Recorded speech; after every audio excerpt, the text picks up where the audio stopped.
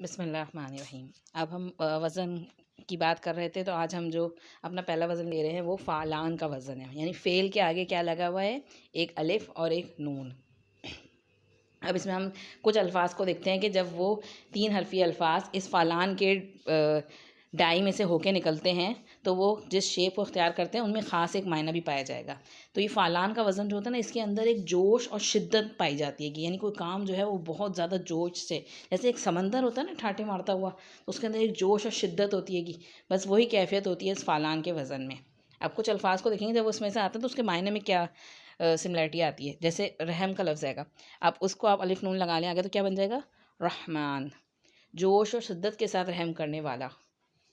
بہت زیادہ رحم کرنے والا، ٹھیک ہے۔ اور اگر اس کے آگے آپ اسٹارٹنگ میں الف لام لگائیں تو کیا بن جاتا ہے، الرحمن، اللہ تعالیٰ کا صفاتی نام بن جاتا ہے۔ اسی طرح فرق، اب اس کو آپ اس میں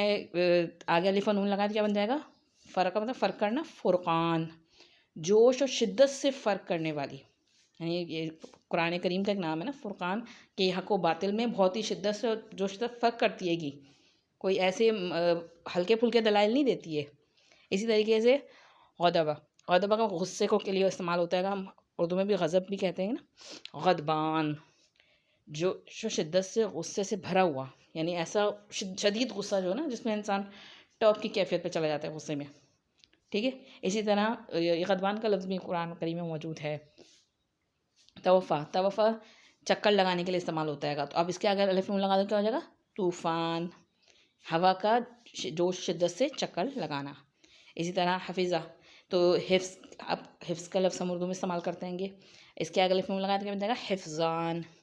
جوش و شدت سے حفاظت کرنے والی یا کرنے والا۔